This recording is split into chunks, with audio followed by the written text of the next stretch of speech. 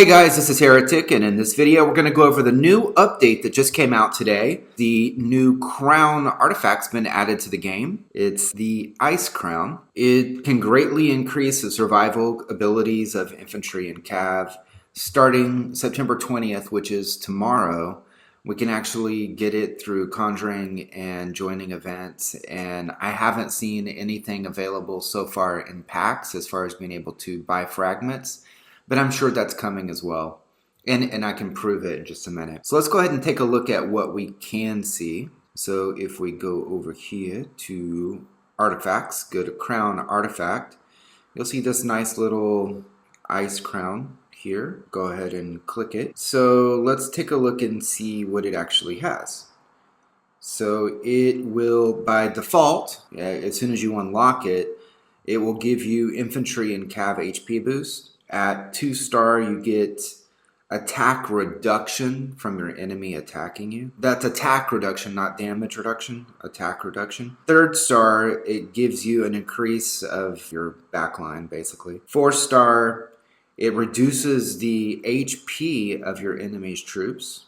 Alright, that's cool. 5th star, it gives your angel some health points there. And 6-star is troop damage, which of course is amazing. If you can get to 6-star, more power to you. Your skill unlock. So this is always the big thing when you're looking at artifacts. Your skill, because these honestly, I mean, they add up, but and they add up if you have a lot of things, but individually it's not too much, right? But when you get to the skill, that's where it's really important. So in this one, when the battle begins, your infantry and cav will get a buff that will increase their HP by 6%, and it will reduce the damage that they actually take by 4.8%. And that's at the first evolve, which is what the majority of people would be able to get to, right? That's pretty big. I like that. That's good.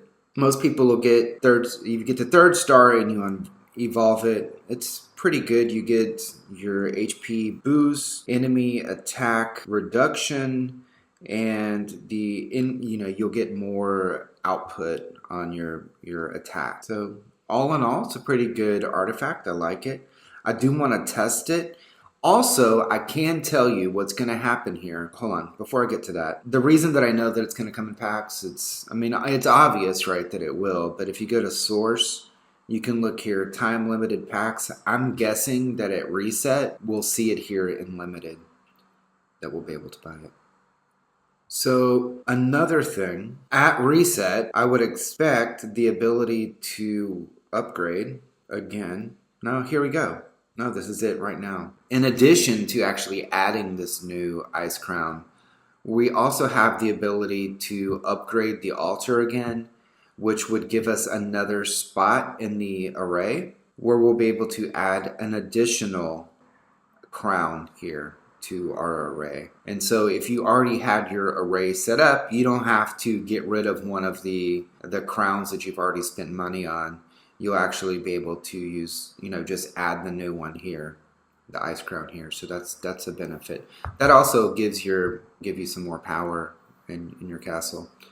So it is just a complete stat increase here. It's one of those updates. I think I would push it. I'm just starting out here in 1745.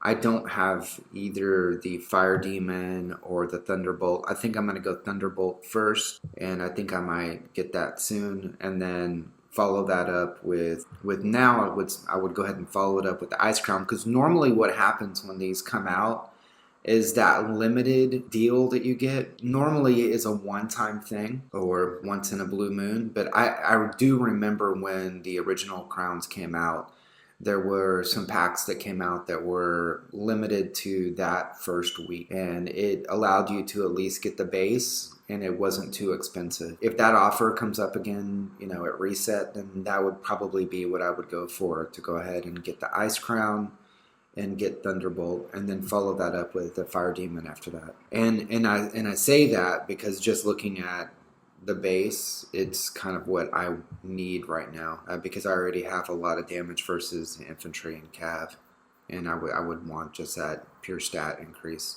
It's different for everybody, but yeah, the Ice Crown does look pretty cool.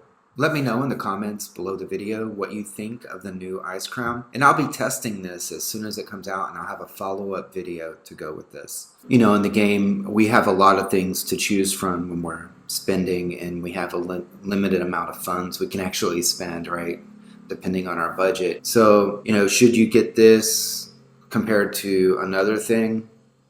It depends, right? I think for me, if that limited time pack comes out and it is pretty economical, you know, all things considered, I would definitely go for it and get this. I think some of the packs that we have right now, unlimited for the Thunderbolt, right now the Golden Autumn Gift is a really good deal, honestly. I mean, it's kind of, this to me is almost a no-brainer that you should go ahead and get this one. All things considered, right? It depends on your budget, how much you're spending. I'm not spending a ton here right now. I have a budget. I'm trying to stick to my budget. There are a lot of choices, right? So you really need to look at what it is that you're going to focus on and build with that. I do think artifacts are still extremely important to your overall account. And as time goes by, they become more and more important. Early game for me is fun times. You know, you have little battles. You're all small. Anything that happens at the beginning, if you lose 100k troops, it's not really a big deal. You know, you're losing your, you know, T5, T6, T7, T8s. It's not really a big deal, and you can have a lot of fun. And you're learning to play with your alliance, and that should be the focus at the beginning of the game. When you're spending, try as much as you can not to spend on resources and focus more on your tech, right? That's a common thing. If you talk to people, if you watch any of the videos on War and Order, they're all going to talk about that. Definitely don't get stuck on the rankings where you want to be number one, like Lord Castle, that sort of thing. Play it as well as you can, but don't focus too much on those things. On your spending should be on tech, and when you're spending on tech, the thing you need to look at is the amount of items for the amount of spend. So you can see, like, for example, here I'm going to get one for basically $2, right, of this one, and then 3 for $5. So you look at, okay, how much does that equal? So the rare thing that happens on these customs is that you start getting more per dollar as you go towards the middle, and then at the end you're looking at that's $2 more than the $2 per. I'm only getting 9 for $20. So the value goes down there. Here the value is still really good. So taking up to $6.99. Those are the kinds of things that I look at when I'm spending.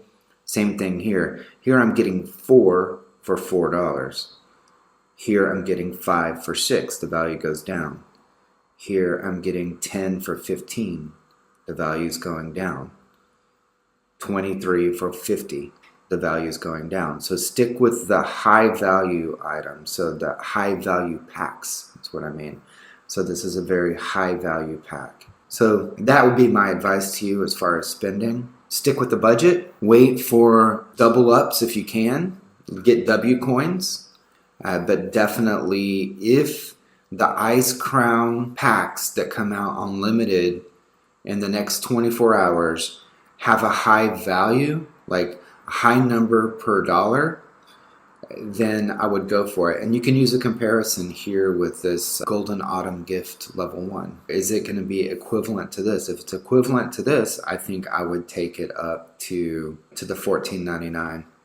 And that would give you almost a whole course.